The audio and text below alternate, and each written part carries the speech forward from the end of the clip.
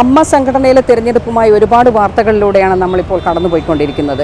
Mohanlal president സ്ഥാനത്തു നിന്നും രാജിവെച്ചതോടുകൂടി ആ സ്ഥാനത്തേക്ക് സ്ത്രീകൾ വരട്ടെ എന്ന് പല പ്രമുഖ നടന്മാരും പറയുകയും അതിനെ പിന്താങ്ങിക്കൊണ്ട് സ്ത്രീകൾ മുൻനിരയിലേക്ക് വരികയും ചെയ്തിട്ടുണ്ടായിരുന്നു. എന്നാൽ വൈസ് പ്രസിഡന്റ് സ്ഥാനത്ത് നിന്ന് സാന്ദ്ര തോമസിനെതിരെ വളരെ വലിയ അലിഗേഷൻ ഉണ്ടാവുകയും അവരെ പത്രിക പിൻവലിക്കുകയും ചെയ്തിരുന്നു. അതിനുശേഷം പ്രസിഡന്റ് സ്ഥാനത്തേക്ക് നിന്ന് ശ്വേതാ മേനോനെതിരെയും ഇപ്പോൾ വലിയ രീതിയിലുള്ള ഒരു അലിഗേഷനാണ് ഉണ്ടായിരിക്കുന്നത്. കോടതി കേസും ഇതുമൊക്കെ ആയിട്ട് നിൽക്കുകയാണ്. അതെന്തോ ആകട്ടെ, പക്ഷേ ഇപ്പോൾ സംഘടനയിലെ ഒരു പ്രമുഖ സംവിധായകൻ പറയുന്നത്, വിനയൻ, അദ്ദേഹം പറയുന്നത് മമ്മൂട്ടിയോ മോഹൻലാലോ ആണ് ഈ സ്ഥാനത്തേക്ക് വരേണ്ടത്, എന്നാൽ മാത്രമേ ഈ സംഘടന വളരെ വലിയ രീതിയിൽ നല്ല രീതിയിൽ മുന്നോട്ട് പോകൂ എന്നാണ് പറയുന്നത്.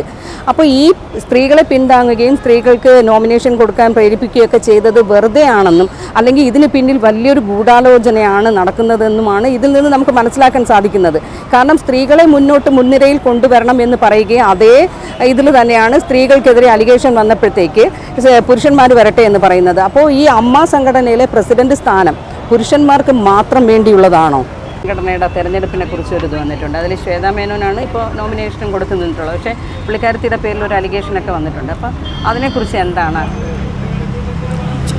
എന്തോ ശ്വേതാ മേനോനെ കുറിച്ചാണ്? അല്ല, അവരുടെ സംഘടനയിൽ തെരഞ്ഞെടുപ്പായിട്ട്. കാരണം ഇത്രയും വർഷം ആണുങ്ങളായിരുന്നു അവിടെ ഉണ്ടായിരുന്നത്.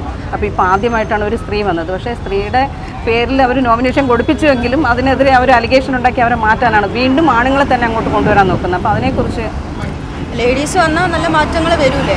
അതെ, ഇക്വാളിറ്റി വരും, മാറ്റങ്ങൾ വരണം, എന്നാലേ പുതിയ ഡിസിഷൻസ് ഒക്കെ വരത്തുള്ളൂ. അതെ, പക്ഷെ അതിന് അവർ സമ്മതിക്കുന്നില്ല. വീണ്ടും സംഘടനയിൽ തന്നെ വീണ്ടും ഒരു തിരുപ്പൻ ഇതുണ്ടാക്കിയിട്ട് ആണുങ്ങൾ തന്നെ വരട്ടെ എന്നാണ് പറയുന്നത്. നമ്മൾ സിനിമയിലുള്ള ആൾക്കാരെ നമ്മൾ സിനിമ കാണാറുണ്ട്, സിനിമ ഇഷ്ടമാണ്, വിമർശിക്കാറുണ്ട്, നല്ലെങ്കിൽ നല്ലതെന്ന് പറയാറുണ്ട്.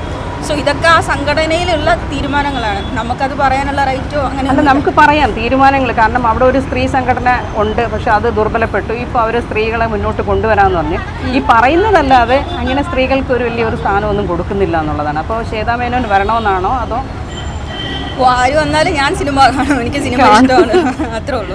ആര് വന്നാലും നല്ലതായിട്ട് പോട്ടെ, അത്രേ ഉള്ളൂ. തെരഞ്ഞെടുക്കും.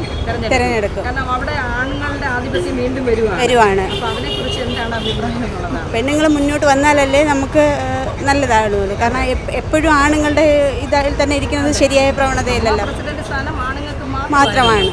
ആദ്യമായിട്ടാണ് പെണ്ണുങ്ങൾക്കായിരുന്നത്. അവർക്കെതിരെ ഇപ്പം ഒരുപാട് അലിഗേഷൻസ് ഒക്കെ വന്നിട്ടുണ്ട്. ഞാൻ അതിനോട് യോജിക്കുന്നില്ല. കാരണം ശ്വേതാ മേനോൻ നല്ലൊരു വ്യക്തിയാണ്. തീർച്ചയായിട്ടും അവർ വരണമെന്നാണ് എൻ്റെ അഭിപ്രായം. പെണ്ണുങ്ങൾ വരട്ടെ എന്നുള്ളതാണ്. കാണാറുണ്ടോ സിനിമയൊക്കെ? എന്താ ഇതിനെക്കുറിച്ച് അഭിപ്രായം? എൻ്റെ അഭിപ്രായം മതിയാണ്, ശ്വേതാ മേനോൻ വരണമെന്ന് തന്നെയാണ്.